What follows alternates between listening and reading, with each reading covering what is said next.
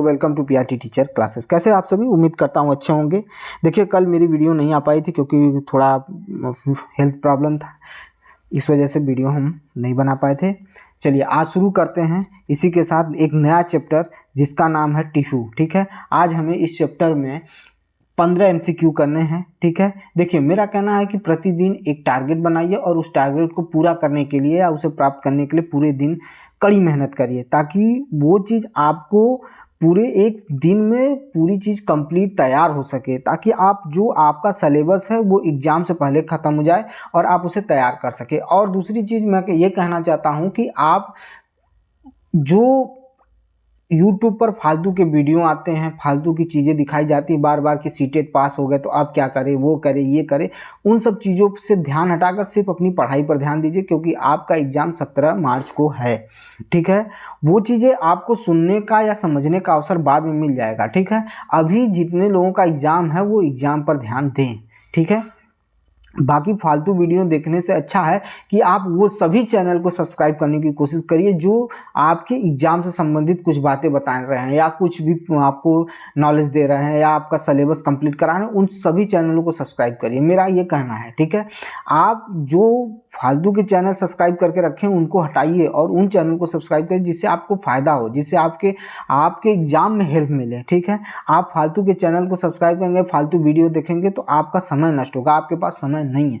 इस वजह से मैं कहूँगा कि आप अपनी चीज़ों को थोड़ा सा टाइम और लगाइए और टाइम दीजिए ताकि आपकी अच्छी से तैयारी हो सके। तो चलिए शुरू करते हैं इसी क्रम में आपका एक नया चैप्टर, पहला चैप्टर टिश्यू, जो क्लास 9 का है चैप्टर है। ठीक है, इसमें एनसीईआरटी बेस्ड क्वेश्चन दिए हुए हैं और मैं उन्हीं क्वेश्चन को आपको क्या कर रहा हूँ, रिवीजन कराने की कोशिश करूंगा। चलिए शुरू करते हैं इसी क्रम में। विभाज्य ऊतक की उपस्थिति वाले क्षेत्रों के आधार पर इन्हें कितने भागों में वर्गीकृत किया गया है। तो कह रहा है कि जो विभाज्य ऊतक हैं, ठीक है, विभाज्य ऊतक की उपस्थिति वाले क्षेत्रों के आधार पर उन्हें कितने भागों में वर्गीकृत किया गया है, इस बात पर बताइए। पहला 4, 4, 4, 3, 5, 6, बताइए कितने भागों में विभाजित किया गया है। तो याद रखिएगा, जो विभाज्य ऊतक की स्थिति के अनुसार या विभाज्य ऊतक के आधार पर, ठीक है, उनकी उपस्थिति के आधार पर इसे 3 भागों में वर्गीकृत किया गया है। कितने भागों में वर्गीकृत किया गया है? तो 3 भागों में वर्गीकृत किया गया है। अभी इसके आगे भी सारी चीज़ें आपको पता चलेंगी। चलिए आइए चलते हैं क्वेश्चन नंबर 2 में। देखिए यहाँ पर आपको पता चल जाएगा। ठीक है, विभाज्य ऊतक की उपस्थिति वाले क्षेत्रों के आधार पर इन्हें 3 भागों में वर्गीकृत किया जाता है, जिनके नाम हैं। बताइए भाई क्या क्या नाम है? तो शीर्षस्थ है, ठीक है, कैम्बियम है, ठीक है, अंतर्विष्ट है या उपरोक्त सभी। बताइए भाई क्या हो सकते हैं, बताइए। देखिए मैं एक एक पॉइंट उठाकर आपको क्वेश्चन कराऊंगा ताकि सारी चीजें आपको लर्न हो जाए। बताइए भाई इनमें कौन सा आंसर सही होगा, कौन सा आंसर सही होगा? तो याद रखिएगा उपर्युक्त सभी, यानी जिस 3 भागों की बात हुई थी उसमें शीर्षस्थ आता है, कैम्बियम आता है और अंतर्विष्ट, तीनों आते हैं। ठीक है, ये होते हैं। आइए आगे चलते हैं, इसी क्वेश्चन के आधार पर हम और भी चीजें, डाउट को क्लियर करेंगे।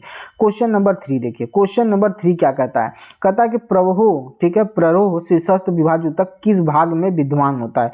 प्ररोह के शीर्षस्थ विभाज्य ऊतक किस भाग में विद्यमान होता है? भाई किस भाग में आपको शीर्षस्थ विभाज्य ऊतक देखने को मिलता है उसकी बात कर रहा है। तो कह रहा है पहला जो है जड़ों एवं तनों की वृद्धि वाले भाग में पाया जाता है, तनों की परिधि या मूल वृद्धि वाले भाग में पाया जाता है, पौधों के पार्श्व संधियों के पास वाले भाग में पाया जाता है, या इनमें से कोई नहीं। तो बताइए भाई इनमें से कौन सा आंसर आपका सही है? तो देखिए ध्यान से सुनिएगा, अगर हम शीर्षस्थ की बात करें, शीर्षस्थ विभाज्य ऊतक की बात करें तो ये जो पाया जाता है, ये पाया जाता है कहाँ पर पाया जाता है? तो शीर्षस्थ विभाज्य ऊतक जो होता है वो पाया जाता है जड़ों में और तनों की वृद्धि वाले भाग में। यानी आपको मैं बता दूं कि इसका पहला ऑप्शन जो होगा वो सही होगा, जड़ों एवं तनों की वृद्धि वाले भाग में कौन सा मिलता है? तो शीर्षस्थ विभाज्य ऊतक पाया जाता है। शीर्षस्थ विभाज्य ऊतक कहाँ पाया जाता है? तो जड़ों और तनों की वृद्धि वाले भाग में पाया जाता है। कौन पाया जाता है? शीर्षस्थ विभाज्य ऊतक पाया जाता है। और सुनिए वह उनकी लंबाई में क्या करता है, यानी जो शीर्षस्थ विभाज्य ऊतक है ये इनकी लंबाई में वृद्धि करता है। किस में वृद्धि करता है? तो आपको बता दूं ये आप क्या करता है, लंबाई में क्या करता है, वृद्धि करता है, लंबाई में वृद्धि करने का काम करता है। कौन करता है, तो विभाज्य शीर्षस्थ ऊतक लंबाई में वृद्धि करने का काम करता है। ठीक है, क्या करता है, तो लंबाई में वृद्धि करने का काम करता है। याद रखिएगा, बहुत इंपॉर्टेंट है, एकदम भूलना नहीं है, एकदम चीज़ों को बार बार गहन अध्ययन करना है, बार बार उसको रिपीट करना है। ठीक है, याद रखिएगा। चलिए आइए अब चलते हैं क्वेश्चन नंबर नेक्स्ट। आपको सारी चीज़ें आपको मिलती रहेंगी, बस आप इस चीज़ों को समझते रहिए। ठीक है, चलिए आइए। अब कह रहा है कि विभाज्य ऊतक की कोशिकाएं अत्यंत क्रियाशील होती हैं क्योंकि उनके पास बहुत अधिक होता है। क्या बहुत अधिक होता है, चलिए ठीक है। तो पहले इसके बारे में इस क्वेश्चन के बारे में जानने से पहले ये चीज़ जान लीजिए कि अगर हम बात करें, तो अगर हम तीनों की बात करें, अभी हमने तीनों की बात की, किसकी बात की, तो शीर्षस्थ में। तो शीर्षस्थ कहाँ पाया जाता है, अभी मैंने बताया शीर्षस्थ पाया जाता है जड़ों और तनों की वृद्धि वाले भाग में पाया जाता है। ठीक है, और ये क्या करता है, वृद्धि करने का काम करता है। क्या करने करता है, तो वृद्धि यानी लंबाई में बढ़ाने वृद्धि करता है। और सुनिएगा, तनों की परिधि और मूल में वृद्धि किसका काम करता है, कौन करता है, तो पार्श्व विभाज्य ऊतक यानी कैम्बियम करता है। यानी कैम्बियम क्या करता है, आपको मैं बता दूं, जो कैम्बियम है, यहाँ पर कैम्बियम की बात करें तो ये कैम्बियम जो है, यहाँ पर कैम्बियम क्या करता है, तो कैम्बियम ये वाला पार्ट क्या करता है, तो ये तने, ठीक है, तनों की परिधि में, ठीक है, तनों की परिधि और किसकी, तो मूल में वृद्धि, ठीक है, मूल में वृद्धि करने का काम कौन करता है, तो पार्श्व करता है। और सुनिएगा, जो अंतर्विष्ट है, अंतर्विष्ट जो होता है ये पर्व संधियों के पास पाए जाते हैं। कहाँ पाए जाते हैं, तो पर्व संधियों के पास पाए जाते हैं, पर्व संधियों के पास पाए जाते हैं। याद रखिएगा। चलिए चलते हैं क्वेश्चन नंबर, अभी हमको किस क्वेश्चन नंबर 4 पर, किस पे, क्वेश्चन नंबर 4 पर। देखिए क्वेश्चन नंबर 4 क्या कहता है, क्वेश्चन नंबर 4 कहता है कि विभाज्य ऊतक, ठीक है, विभाज्य ऊतक की कोशिकाएं अत्यंत क्रियाशील होती हैं क्योंकि उनके पास बहुत अधिक होता है। क्या होता है उनके पास बहुत अधिक, भाई, जिसकी वजह से वो बहुत अत्यंत क्रियाशील होती हैं। तो कोशिका द्रव्य होता है, पतली कोशिका भित्ति होती है, स्पष्ट केंद्रक होते हैं, या सभी होते हैं। बताइए भाई, क्या क्या उनमें पाया जाता है। तो याद रखिएगा, जो विभाज्य ऊतक कोशिकाएं होती हैं वो अत्यंत क्रियाशील होती हैं, उनके पास बहुत अधिक मात्रा में कोशिका द्रव्य भी पाया जाता है, पतली कोशिका भित्ति भी पाई जाती है, और स्पष्ट केंद्रक भी पाया जाता है। क्या पाया जाता है, स्पष्ट केंद्रक भी पाया जाता है। आइए क्वेश्चन नंबर 5 में चलते हैं। कह रहा है कि विभाज्य ऊतक की कोशिकाओं में क्या नहीं पाया जाता है, विभाज्य ऊतक की कोशिकाओं में क्या नहीं पाया। अभी मैंने बताया कि कोशिका द्रव्य पाया जाता है, पतली कोशिका भित्ति पाई जाती है, और स्पष्ट केंद्रक पाया जाता है, लेकिन रसधानी नहीं पाई जाती है, रसधानी नहीं पाई जाती है। तो इसका आंसर क्या हो जाएगा, रसधानी। चलिए आइए चलते हैं क्वेश्चन नंबर 6 पर। क्वेश्चन नंबर 6 पर देखिए, सबसे अधिक मात्रा में पाए जाने वाला सरल स्थायी ऊतक। मैं आपको पहले भी मैंने इस चैप्टर में पढ़ा दिया था कि ऊतक कितने प्रकार के होते हैं, ठीक है। अब उसी में पढ़ने चल रहे हैं कि ऊतक में अस्थायी ऊतक होता है और एक अस्थायी ऊतक होता है, ठीक है। तो अब उसमें चल रहे हैं, तो हम लोगों को पढ़ना है अस्थायी ऊतक के बारे में, अस्थायी ऊतक से संबंधित क्वेश्चन को देखना है। तो चलिए शुरू करते हैं। अस्थायी ऊतक होता है और जटिल ऊतक होता है। तो पहले हम लोग क्या क्वेश्चन करने चल रहे हैं, तो अस्थायी ऊतक के क्वेश्चन करने चल रहे हैं। तो चलिए शुरू करते हैं अस्थायी ऊतक के बारे में। पहले अच्छा अस्थायी ऊतक के बारे में सुन लीजिए क्या होता है। यह एक विशिष्ट कार्य करता है, ठीक है।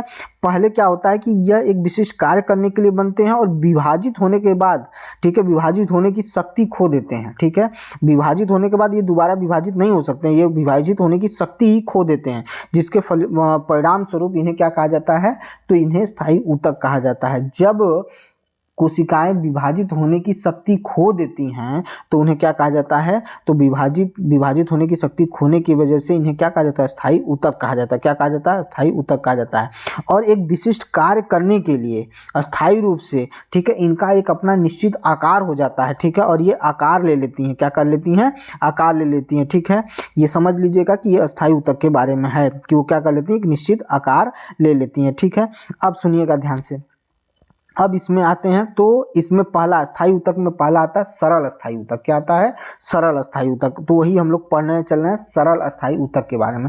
तो सरल अस्थायी ऊतक क्या होता है, तो याद रखिएगा, जो एपिडर्मिस के नीचे कोशिकाएं की कुछ परतें होती हैं वही क्या होती हैं, सरल अस्थायी ऊतक होती हैं। यानी इनके ऊपर क्या होता है, तो एपिडर्मिस होता है। एपिडर्मिस क्या होती हैं, एपिडर्मिस के नीचे की परत को क्या कहा जाता है, सरल अस्थायी ऊतक कहा जाता है। क्या कहा जाता है? सरल अस्थायी ऊतक कहा जाता है, याद रखिएगा।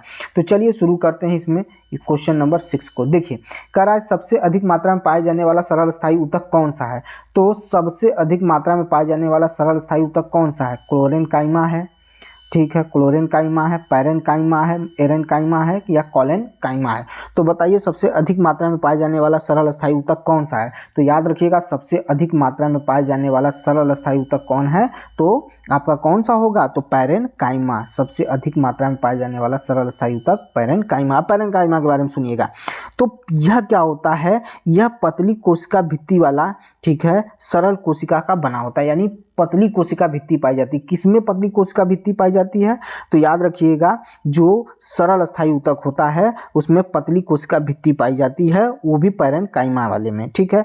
और ये पैरेनकाइमा की जो कोशिकाएं होती हैं वो जीवित कोशिकाएं होती हैं। कैसी कोशिकाएं होती हैं?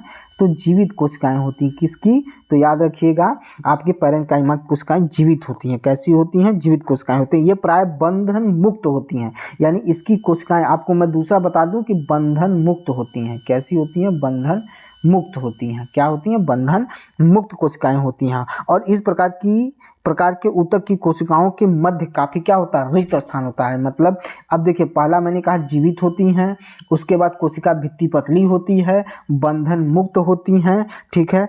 और क्या मैंने बताया? तो इन कोशिकाओं के मतलब जो इस प्रकार की जो ऊतक होते हैं उनके कोशिकाओं के मध्य में क्या होता है? काफी रिक्त स्थान होता है। क्या होता है? काफी रिक्त स्थान होता है, ठीक है। कैसे होती हैं? काफी रिक्त स्थान पाया जाता है, ठीक है। और इनका एक महत्वपूर्ण काम, ये भोजन भंडारण का काम करती हैं। क्या करती हैं? भोजन भंडारण का काम करती हैं। किसका काम करती हैं? तो भोजन भंडारण का काम करती हैं। अब सुनिएगा ध्यान से, सबसे मेन चीज़ सुनिएगा। तो मैं अगर इसकी मेन चीज़ की बात करूं तो मैं कह सकता हूं कि ये जो आपके क्लोरेनकाइमा है और पैरेनकाइमा है, सॉरी क्लोरेनकाइमा, एरेनकाइमा और कलेनकाइमा जो हैं ये इसी के पार्ट हैं। ये सारे क्या हैं? इसी के पार्ट हैं। ये इसी के क्या हैं? सारे क्या हैं? इसी के पार्ट हैं।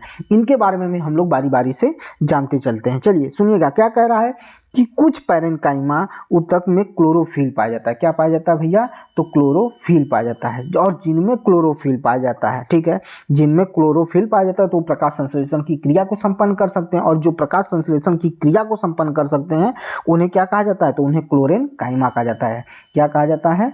क्लोरेनकाइमा। इनमें क्या पाया जाता है? तो मैंने कहा कि कुछ पैरेनकाइमा में क्या पाया जाता है? क्लोरोफिल पाया जाता है। और क्लोरोफिल पाए जाने की वजह से प्रकाश संश्लेषण की क्रिया को वो संपन्न कर सकते हैं, और संपन्न करने की वजह से उन्हें क्या कहा जाता है? तो क्लोरेनकाइमा कहा जाता है। क्या कहा जाता है? क्लोरेनकाइमा कहा जाता है। अब सुनिएगा ध्यान से, एक और सुनिएगा। कह रहा है कि कुछ पैरेनकाइमा जो होते हैं वो जलीय पौधों में पाए जाते हैं, और उनके बीच मतलब उन ऊतक के बीच में जो कोशिकाएं होती हैं उनमें बड़ी हवा की गुहिकाएं पाई जाती हैं, ठीक है। पैरेनकाइमा की जो कोशिकाएं होंगी जो जलीय पौधों में पैरेनकाइमा पाया जाएगा, जलीय पौधों के पैरेनकाइमा में, पैरेनकाइमा की कोशिकाओं में हवा की बड़ी गुहिकाएं पाई जाती हैं, ठीक है, बड़ी गुहिकाएं पाई जाती हैं, जिसकी वजह से वो जल की सतह पर क्या करती रहती हैं? तैरती रहती हैं। क्या करती रहती हैं? तैरती रहती हैं। और ऐसे पैरेनकाइमा को क्या कहा जाता है? तो ऐसे पैरेनकाइमा को एरेनकाइमा कहा जाता है। क्या कहा जाता है? एरेनकाइमा कहा जाता है, ठीक है। अब सुनिएगा ध्यान से एक और, पौधों में लचीलेपन का गुण पाया जाना एक अस्थायी ऊतक कोलेनकाइमा के कारण होता है। यानी जो पैरेनकाइमा होगा उसमें लचीलेपन का गुण पाया जाएगा, उसे क्या कहा जाएगा? कोलेनकाइमा कहा जाएगा। चलिए आइए चलते हैं क्वेश्चन नंबर 7 पे। देखिए क्या कह रहा है भाई, बहुत अच्छा क्वेश्चन है। अभी मैंने बताया आपको कि पैरेनकाइमा के विषय में निम्नलिखित में कौन सा तथ्य गलत है। पहला बताया कि यह पतली कोशिका भित्ति वाली सरल कोशिका है, एकदम सही है। यह जीवित कोशिकाएं होती हैं, एकदम सही है। यह प्राय बंधन मुक्त होती हैं, एकदम सही है। इस प्रकार के ऊतक की कोशिकाओं के मध्य रिक्त स्थान नहीं होता, यही क्या है? आपका गलत है, और यही आपका ऑप्शन सही है। बाकी क्या है? बाकी क्या है? सही नहीं है। यानी आपका आंसर डी जो हो जाएगा, इसमें क्या हो जाएगा? आपका आंसर नंबर डी जो होगा वो सही होगा। आइए क्वेश्चन नंबर 8 पे चलते हैं। आइए क्वेश्चन नंबर 8 पे। क्वेश्चन नंबर 8, निम्न में से किस पैरेनकाइमा ऊतक में क्लोरोफिल पाया जाता है जिसके कारण प्रकाश संश्लेषण क्रिया संपन्न होती है? बताइए भाई, अभी मैंने बताया आपको, अभी मैंने बताया है आपको क्या होता है? Chlorenchyma, parenchyma, aerenchyma, collenchyma. अभी मैंने बताया कि आपका क्लोरेनकाइमा जो होगा उसमें क्लोरोफिल पाया जाएगा और प्रकाश संश्लेषण की क्रिया होगी, इसलिए इसे क्या कहेंगे? क्लोरेनकाइमा कहेंगे, ठीक है। चलिए आइए चलते हैं क्वेश्चन नंबर 9 पर, क्वेश्चन नंबर 9 पर, जलीय पौधों में पैरेन्काइमा की कोशिकाओं के मध्य हवा की बड़ी गुहिकाएं होती हैं जिसके कारण ये जल में उतर आती हैं। इस प्रकार की पैरेन्काइमा को क्या कहा जाता है? अभी मैंने बताया, बताइए भाई क्या होगा? क्लोरेन्काइमा के बारे में मैंने बता दिया, पैरेन्काइमा की बात ही हो रही है, एरेन्काइमा कहेंगे या कॉलेन्काइमा कहेंगे? तो याद रखिएगा इसका आंसर हो जाएगा आपका, क्या हो जाएगा? एरेन्काइमा हो जाएगा, ठीक है, क्योंकि वो उन पैरेन्काइमा की जो कोशिकाएं होंगी उनके गुहिकाओं, क्या होगा? गुहिकाओं में हवा भरी रहती है, वो तैरती रहती है, इसलिए इन्हें क्या कहा जाएगा? एरेन्काइमा कहा जाएगा। क्वेश्चन नंबर 10, क्वेश्चन नंबर 10 कहता है नारियल के रेशे युक्त छिलके को देखो, ठीक है, देखा है, और यह किस ऊतक का बना हो? बताइए भाई ये किस ऊतक का बना होता है? चलिए बताइए, क्लोरेन्काइमा, पैरेन्काइमा, एरेन्काइमा, स्क्लेरेन्काइमा, बताइए भाई किसका बना होता है? स्क्लेरेन्काइमा किसका बना होता है? जल्दी बताइए फटाफट बताइए भाई। तो सुनिएगा ध्यान से, क्लोरेन्काइमा के बारे में मैंने बता दिया, पैरेन्काइमा के बारे में आप जान गए, एरेन्काइमा के बारे में आप जान गए, तो इसका ऑप्शन क्या हो जाएगा? इसका आंसर हो जाएगा स्क्लेरेन्काइमा। इसका आंसर होगा क्या? स्क्लेरेन्काइमा। अब सुनिएगा स्क्लेरेन्काइमा के बारे में, कह रहा है कि यह भी एक अन्य प्रकार का क्या है? ऊतक है, ठीक है, स्क्लेरेन्काइमा, जो क्या करता है? ऊतक, यह ऊतक पौधों को कठोर और मजबूत बनाता है। यानी ये जो है स्क्लेरेन्काइमा, ये पौधों को क्या बनाता है? कठोर और मजबूत बनाता है। क्या बनाता है? कठोर व मजबूत बनाता है। क्या बनाता है? मजबूत बनाता है, ठीक है, क्या बनाता है? मजबूत बनाता है। कौन बनाता है? तो स्क्लेरेन्काइमा बनाता है। इसीलिए कहा जाए कि नारियल का जो ऊपरी छिलका होता है स्क्लेरेन्काइमा का बना होता है। और याद रखिएगा, पैरेन्काइमा की कोशिकाएं जीवित होती हैं, लेकिन स्क्लेरेन्काइमा की कोशिकाएं मृत होती हैं। इसकी कोशिकाएं क्या होती हैं? मृत होती हैं। इसकी कोशिकाएं क्या होती हैं? मृत कोशिकाएं होती हैं। किसमें? स्क्लेरेन्काइमा में जो कोशिकाएं होंगी मृत होंगी, और यह पतली और लंबी होंगी, ठीक है। और इसके ऊतक, जो ऊतक की इसकी मतलब भित्ति जो होगी वो किसके कारण? लिग्नीन के कारण मोटी होती है। यानी इसकी जो भित्ति होगी वो लिग्नीन के कारण क्या होगी? मोटी होगी। याद रखिएगा, लिग्नीन शब्द याद रखिएगा, बहुत इंपॉर्टेंट है, ठीक है। प्राय भित्तियां इतनी मोटी होती हैं कि कोशिका के भीतर कोई रिक्त स्थान नहीं बचता है। यानी ये भी संपन्न हो गया, ये भी कंफर्म हो गया कि इनके कोशिकाओं के बीच में रिक्त स्थान नहीं होता है, जबकि पैरेन्काइमा में रिक्त स्थान होता है, रिक्त स्थान होता है, याद रखिएगा। चलिए चलते हैं क्वेश्चन नंबर 11 पर। चलिए क्वेश्चन नंबर 11 पे चलते हैं। क्वेश्चन नंबर 11 पे आइए, देखिए क्या कह रहा है। स्क्लेरेन्काइमा ऊतक की भित्ति किस तत्व के कारण मोटी होती है? क्वेश्चन आ गया, जीव द्रव्य के कारण मोटी होती है, लिग्निन के कारण मोटी होती है, प्रोटीन के कारण कि वसा के कारण? बताइए भाई किसके कारण मोटी होती है? तो मैंने अभी बताया कि लिग्निन के कारण क्या होती है? मोटी होती है, ठीक है। चलिए क्वेश्चन नंबर 12 पे चलते हैं। क्वेश्चन नंबर 12 कहता है निम्नलिखित में से कौन सा स्थायी ऊतक पौधों को कठोर और मजबूत बनाता है? फिर देखिए आ गया वही चीज, तो याद रखिएगा, क्लोरेन्काइमा मैंने बता दिया, क्लोरोफिल, पैरेन्काइमा की बात ही हो रही है, एरेन्काइमा जल वाले की बात हो रही है, तो बचा क्या? स्क्लेरेन्काइमा। कौन सा बचा? तो स्क्लेरेन्काइमा इसका क्या हो जाएगा? सही ऑप्शन हो जाएगा, स्क्लेरेन्काइमा। चलिए क्वेश्चन नंबर 13 पे चलते हैं। देखिए आ गया क्वेश्चन, एपिडर्मिस के बारे में निम्न में से कौन सा तथ्य असत्य है? एपिडर्मिस के बारे में निम्न में से कौन सा तथ्य असत्य है? पहली चीज सुनिएगा एपिडर्मिस के बारे में, यह कोशिकाओं की सबसे बाहरी परत एपिडर्मिस है, सही है। एपिडर्मिस जल क्षय से बचाव हेतु महत्वपूर्ण है, ये भी सही है। यह पौधों के सभी भागों की रक्षा करती है, ये भी सही करती है। परजीवी कवक प्रवेश से पौधों की रक्षा नहीं करती है, यही ऑप्शन आपका क्या है? जो गलत है, और वही आपका क्या हो जाएगा? सही हो जाएगा, वही आपका सही हो जाएगा। यानी इसका ऑप्शन असत्य वाला ऑप्शन कौन सा है? ये है, ये बचाता है, ठीक है। जो एपिडर्मिस होती है यह कोशिकाओं की मतलब जो पौधे होते हैं उनके ऊपर चारों तरफ मोम जैसी एक संरचना बना लेता है, जिससे परजीवियों से इनकी क्या होती है? सुरक्षा होती है। क्या होती है? परजीवियों से इनकी सुरक्षा होती है। याद रखिएगा, ये कोशिकाओं की सबसे बाहरी परत है। कौन? एपिडर्मिस। एपिडर्मिस कोशिकाओं की सबसे बाहरी परत है। और ये क्या होता है? शुष्क स्थान पर जो पादप पाए जाते हैं, यानी जो पौधे पाए जाते हैं, उसमें ये जो एपिडर्मिस होती है मोटी होती है। फिर से सुनिएगा, शुष्क स्थान पर पाए जाने वाले यानी डेजर्ट में पाए जाने वाले पादपों में, प्लांट में यह क्या होती है? इसकी जो संरचना होती है काफ़ी मोटी होती है, जिसकी वजह से जल क्षय से इसे बचाया जाता है। यानी इसमें जो जल का क्षय होना चाहिए वो रुक जाता है, ठीक है। और क्या होता है भाई? तो यह क्या करता है? मोम जैसी एक संरचना बना लेता है, चारों तरफ से क्या कर लेता है? एक मोम जैसी संरचना बना लेता है, ठीक है। किसके? बाहर, ठीक है, जिसकी वजह से जल क्षय रुक जाता है, यांत्रिक आघात से इनको बचाया जाता है, परजीवी कवक प्रवेश से रक्षा की जाती है। ठीक है, किसकी बात कर रहा हूँ? तो एपिडर्मिस की बात कर रहा हूँ। ठीक है, याद रखिएगा एपिडर्मिस के बारे में बात किया जा रहा है। और याद रखिएगा कि जो अधिकांश एपिडर्मिस कोशिकाएं होती हैं वो अपेक्षाकृत क्या होती है? चपटी होती हैं। कैसी होती हैं? चपटी होती हैं। ठीक है, और क्या करा है, उनकी बाह्य और पार्श्व भित्तियां जो हैं आंतरिक भित्तियों से मोटी होती हैं। मैंने अभी बोला कि जो डेजर्ट में पाए जाने वाले पादप होते हैं उसमें जो ये एपिडर्मिस होती है वो क्या होती है? काफ़ी मोटी होती है। चलिए क्वेश्चन नंबर 14 पे आते हैं। क्वेश्चन नंबर 14 देखिए भाई, क्वेश्चन पत्ती की एपिडर्मिस में हम छोटे छोटे छिद्रों को देख सकते हैं। इन छिद्रों को क्या कहा जाता है भाई? क्या कहा जाता है बताइए भाई? क्या कहा जाता है? क्यूटीन कहा जाता है, स्टोमेटा कहा जाता है, सुब्रीन कहा जाता है, क्या इनमें से कोई नहीं? बताइए भाई, तो क्या कहा जाएगा? तो याद रखिएगा ये क्या होता है, जो छोटे छोटे छिद्र होते हैं पत्तियों की सतह को उठाएंगे, मतलब नीचे की तरफ देखेंगे या ऊपर भी देखेंगे तो आपको छोटे छोटे क्या देखने को मिलेंगे? छिद्र देखने को मिलेंगे। इसे स्टोमेटा कहा जाता है। क्या कहा जाता है? स्टोमेटा कहा जाता है। अब याद से सुनिएगा कि पत्तियों के एपिडर्मिस में हम छोटे छोटे छिद्र को देख सकते हैं और इन छिद्रों को स्टोमेटा कहते हैं। स्टोमेटा को देखिए, स्टोमेटा को दो वृक्क आकार की क्या होती है? कोशिकाएं घेरी रहती हैं। यानी जो छिद्र है स्टोमेटा जिसको कहते हैं उसको दो वृक्क के आकार की कोशिकाएं क्या होती हैं? घेरी रहती हैं। ये देखिए इस तरह से। ठीक है, इस तरह से बनेगा आपका। ठीक है, इस तरह से ये ऐसे होता है, ऐसे। ठीक है, और यहाँ पर क्या होता है? यहाँ पर ये छिद्र होता है। इसको क्या कर देती हैं? तो घेरे रहती हैं। क्या किए रहती हैं? घेरे रहती हैं। इसी को क्या कहा जाता है?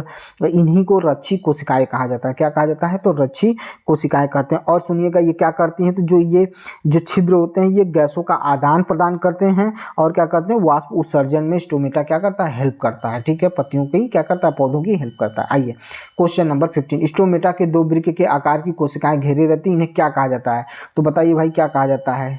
ठीक है, क्या कहा जाता है? रक्षी कोशिकाएं, सहायक कोशिकाएं, बंध कोशिकाएं, या इनमें से कोई नहीं? अभी मैंने आपको बताया कि इसमें इसे क्या कहा जाता है? तो रक्षी कोशिकाएं कहा जाता है। क्या कहा जाता है? रक्षी कोशिकाएं कहा जाता है। और मैंने फिर अभी बता दूं कि जो स्टोमेटा होता है, स्टोमेटा से वाष्प का उत्सर्जन होता है, गैसों का आदान प्रदान होता है और इनको घेरने वाली दो वृक्क कोशिकाएं होती हैं जिन्हें रक्षी कोशिकाएं कहा जाता है। ठीक है, चलिए ये हुआ 15 क्वेश्चन। कैसा लगा मेरा एफर्ट? अगर आपको अच्छा लगता है, आपको लगता है कि नहीं ये वीडियो जो है, ये क्वेश्चन जो है मुझे एग्जाम में हेल्प करेंगे, तो मेरे वीडियो को देखिए, लाइक करिए, शेयर करिए। ठीक है, मिलते हैं नेक्स्ट वीडियो में। बहुत बहुत धन्यवाद।